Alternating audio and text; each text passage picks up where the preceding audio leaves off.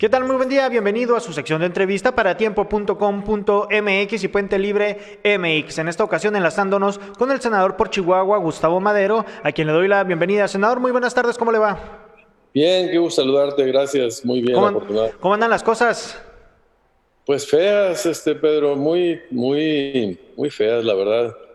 En lo nacional y en lo mundial se está poniendo muy feo y más se va a poner porque la situación económica se va a complicar mucho y el gobierno pues ha decidido que no va a destinar ningún recurso para apoyar a las empresas, a los trabajadores, ni para inyectar más dinero a la salud. Oiga, senador, o va al menos el país por el camino correcto para la recuperación económica? No, al contrario, lo que está haciendo es justo para que entremos en una recesión más profunda que el resto de los países, Pedro, de toda América Latina. La recesión de México va a ser la mayor de los últimos 100 años, más de un 8% del PIB que se va a contraer, ese que el Andrés Manuel no quiere medir. Precisamente por eso, antes se la pasaba criticando a los gobiernos de neoliberales porque crecían muy poquito, con un PIB de 2.2% anual. Y ahora dice que ya no hay que medir eso porque mejor hay que medir otras cosas. No, nos va a ir muy mal, va a haber mucha pérdida de empleos, van a quebrar muchas empresas, Pedro. Va a haber un empobrecimiento de la población, sobre todo las clases más humildes, más precarias, son los que menos recursos van a tener. Y 10 millones de mexicanas y mexicanos van a sumarse al ejército de la pobreza en México, que no les va a alcanzar lo suficiente para comprar la canasta alimentaria. Oiga, senador, pues pinta un panorama demasiado complicado. ¿No podríamos ser un poco optimistas? Preguntarían. Si tuviéramos unas políticas públicas distintas, si pudiéramos impulsar más la economía. Pero mira, va a entrar el Tratado de Libre Comercio el día 1 de julio, va a entrar en vigor. Esa es una noticia optimista. Pero ¿quién va a querer invertir en un país, Pedro, donde el gobierno hace una consulta patito y cancela una inversión, ya no de un aeropuerto que llevaba el 40% de avance y 140 mil millones de pesos invertidos, sino una inversión privada, el Constellation Brands en Baja California, y que también la pararon?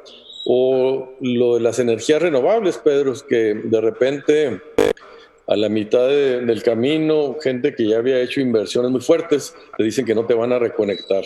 Pues son señales muy negativas de un gobierno que cambia a su conveniencia las reglas del juego, y por eso, pues la gente, aunque haya tratado de libre comercio, no vamos a tener el potencial de inversión extranjera que pudiéramos tener, incluso de inversión nacional.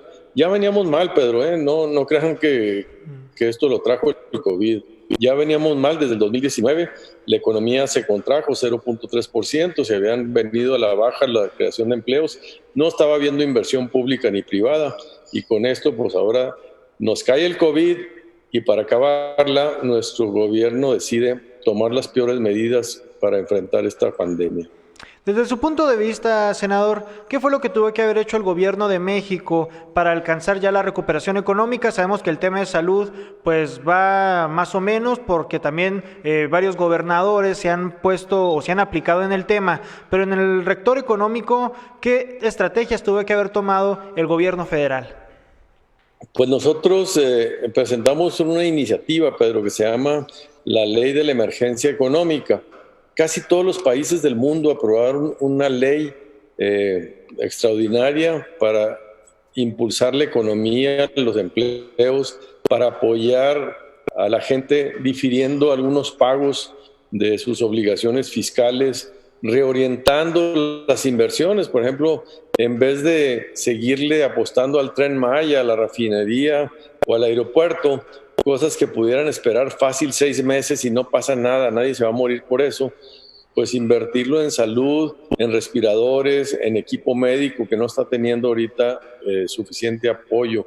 Entonces, la reorientación del gasto, y también nosotros estamos impulsando lo que se llama el ingreso básico universal, otros le llaman salario solidario o salario mínimo vital. Ya otros países aprobaron esto, Pedro, es para la población más afectada, cubrirles con un ingreso garantizado para que puedan sobrepasar esta etapa de 2, 3 o 4 meses mientras se consiguen los ingresos suficientes y el crecimiento económico. Oiga, pero ya hay muchos programas sociales, ¿no? ¿No sería empalmar más o engrosar más el gasto del gobierno federal? Sí, tienes razón, pero lo que pasa es que no son programas sociales, son programas asistenciales los que desarrolla el presidente Andrés Manuel y Morena. Son clientelares, son discrecionales, son opacos y eso pues les quita mucho de la fuerza. Estos programas se están haciendo en otras partes del mundo. En España se acaba de aprobar la semana pasada el salario mínimo vital y precisamente va orientado a la gente que está afectada por el COVID, por la pérdida de empleos, por la quiebra de muchas empresas.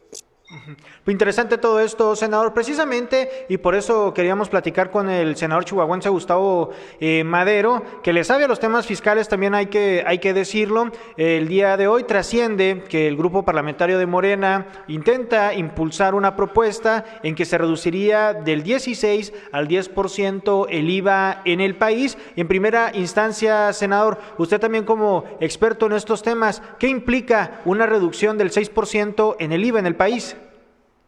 Mira, hay que ver qué tan serio es, Pedro, porque parece que es más bien una provocación. No la presenta el partido de Morena, no la presenta la bancada de Morena, la presenta solo un senador, solito. Entonces, yo dudo que tenga el respaldo del gobierno y del partido. En segundo lugar, te diría, Pedro, que si algo va a tener problemas este gobierno son con la pérdida de recaudación. La falta de actividad económica va a ser que este gobierno recaude menos IVA, menos impuestos sobre la renta de las personas físicas y menos impuestos sobre la renta de las personas morales y de los impuestos especiales de las gasolinas y otros servicios. ¿Por qué? Porque la contracción económica va a hacer que la gente pague menos impuestos y la caída del petróleo, ¿te acuerdas? Pues teníamos un precio del petróleo de $49, ahorita andan alrededor de 25. En todo esto lo que te estoy diciendo es que al gobierno se le van a reducir mucho las fuentes de ingresos fiscales, presupuestales y petroleros. Entonces, pues una propuesta como esta no la aguanta el gobierno, por eso se me hace que es nada más una provocación porque no cuenta con el respaldo de su gobierno. El PAN sí propone un diferimiento de los impuestos, más que una reducción. Ahorita lo que decimos es darles una vacatio legis, darles 6 meses de gracia, de que la gente no paguemos impuestos para que se capitalicen las empresas y las familias y con eso puedas reactivar más la economía. Y esa es la propuesta que nosotros pusimos desde hace 3 semanas. ¿Está el país para que se bajen los impuestos, senador? Pues el gobierno está quebrado, Pedro, entonces el gobierno no aguanta. Yo creo que más bien nos van a hablar pronto porque van a querer aumentar nuevos impuestos y más impuestos. Eso es lo que yo advierto, anticipo, que el año que entra, este gobierno que dijo que no iba a tener más deuda, va a tener más deuda, que dijo que no iba a tener más impuestos, va a tener más impuestos, porque ya se gastó todos los recursos, todos los ahorros con los que llegó y que se encontró en todos los cajones de esta administración. Ya se quemó 300,000 millones de pesos del Fondo de Estabilización de los Ingresos Presupuestales, ya disolvió muchos programas sociales y de apoyo al turismo, a las minerías, etcétera, y se los gastó todos esos recursos. También ya se gastó pues, lo que es los fideicomisos, se acaba de cancelar muchos fideicomisos y se le está acabando los recursos. Este gobierno está a punto de quedarse sin dinero, por eso se me hace una jugada más bien de provocación, eso de querer bajar los impuestos, porque no lo va a respaldar nadie de su bancada y de su gobierno. ¿Pero provocación para qué, senador? Pues para distraer y que se pongan a discutir cosas que no van a suceder y distraer la atención de los verdaderos problemas que estamos teniendo. La pandemia sigue creciendo, no está controlada, Pedro. El gobierno se lava las manos y ahora les avienta a los estados para que sean los que controlen las fechas, cuando este es un tema la ley federal de salud dice que es responsabilidad del gobierno federal. Y entonces la falta de apoyos está haciendo una crisis. México va a entrar en una crisis humanitaria de falta de ingresos y de contagios, de muertes y de quiebras de empresas. Todo esto se ve venir y entonces tú lo estás viendo en la irritación social que está habiendo ya en las calles. Yo anticipo, Pedro, que no solo va a haber más gente en la pobreza, sino sobre todo manifestaciones más radicales, una mayor crispación y una mayor violencia en nuestro país. Interesante punto de vista, senador. Y por otra parte, hablando del tema de impuestos, hemos visto que el SAT ha estado aplicando, no sé cómo llamarle, una serie de medidas. Por ejemplo, está el caso de Walmart, que logró el pago de 8,000 millones de dólares. Ahora está el caso de los Álvarez, este tema que tiene que ver con la corporativa Cruz Azul. ¿Cómo interpreta usted al ver a un SAT más agresivo que en años anteriores? Pues yo creo que siempre es bueno el cumplimiento de las obligaciones fiscales de todos, que nadie deje de pagar impuestos, eso lo veo muy bien. Lo que trascendió, Pedro, y trascendió en Bloomberg y en empresas extranjeras, es que esto se hizo bajo amenazas y eso sí pareciera que están ya brincándose muchas líneas rojas este gobierno de intimidación, de autoritarismo. Y eso sí sería muy preocupante de llegar a comprobarse esto, ¿verdad? ¿Por qué? Porque había litigios y los litigios pues se dirimen en los tribunales, ¿verdad? Pero si ya les haces manita de puerco, pues ya estás utilizando el poder del Estado de una forma autoritaria. Eso es lo que hay que ver, no tanto el pago de impuestos siempre es bienvenido, todo el mundo debemos cumplir al 100% las obligaciones, pero el gobierno debe respetar siempre la ley y los procedimientos, los recursos. Te tomo un tema rápido, Pedro. Hay una cosa que creamos nosotros hace como 9 años que es la Procuraduría de Defensa del Contribuyente. Es un órgano que tenemos los contribuyentes para defendernos del gobierno cuando nos cobra muchos impuestos. Este órgano lleva un año acéfalo, sin ninguna persona al frente. Le están quitando presupuesto y ahora están queriendo proponer a puros cuates del presidente como candidatos, cuando debe ser un órgano autónomo, independiente del gobierno, precisamente porque va a defenderte a ti del gobierno. Él quiere poner a puros incondicionales. Esto, pues es obviamente, están utilizando todos los recursos para exprimir a los contribuyentes de distinta manera y dejarlos sin ninguna defensa ni recurso legal. ¿Y cuál sería entonces la solución, senador, para que, como usted bien dice, todos paguemos los impuestos? Porque también, no lo podrá negar, había un reclamo de que había ciertos favoritismos. Pues siguen habiendo, este gobierno sigue teniendo muchos favoritismos, aunque lo niegue. Algunas empresas amigas de este gobierno siguieron funcionando durante toda la pandemia, aunque no fueran actividades esenciales. Lo que hay que hacer es aplicar la ley, el Estado de Derecho, y que no haya este tipo de favoritismos, ni excepciones, ni impunidad. Eso es lo que hay que hacer, Pedro. Yo creo que este gobierno no se está acercando a esas prácticas.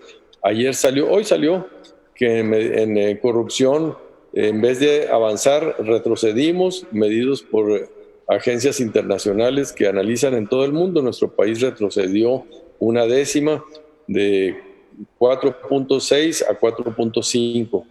En vez de acercarnos al 10, nos alejamos cada vez más. Pues interesante todo esto. ¿Algo más que agregar, senador?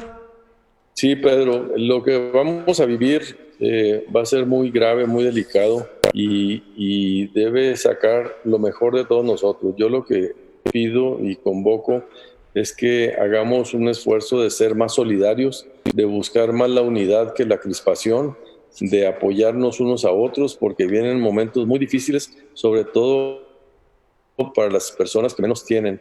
Y en esto creo que tenemos que tener una obligación de buscar cómo ayudar más, cómo salir de las zonas de confort, los que tengamos alguna posibilidad, algún recurso. Hay que ver cómo apoyamos más a nuestros queridos hermanos mexicanos que van a padecer. Sobre todo lo que viene hacia adelante, Pedro, va a ser muy grave, muy delicado, y necesitamos sacar lo mejor de nosotros mismos, la solidaridad y la subsidiariedad que nos han caracterizado en otros momentos, como en el sismo del 85, si te acuerdas, la sociedad salió a entregarse. Yo creo que eso es lo que corresponde ahorita, dado que el gobierno no lo va a hacer. Pues muchísimas gracias, senador. Pásela suave. Gracias, Pedro. Agradezco una cuenta a Gustavo Madero, senador chihuahuense de la República, por este espacio. Ya lo sabe, síganos en redes sociales. Mi nombre es Pedro Fierro. Yo lo espero en la próxima emisión. Hasta pronto.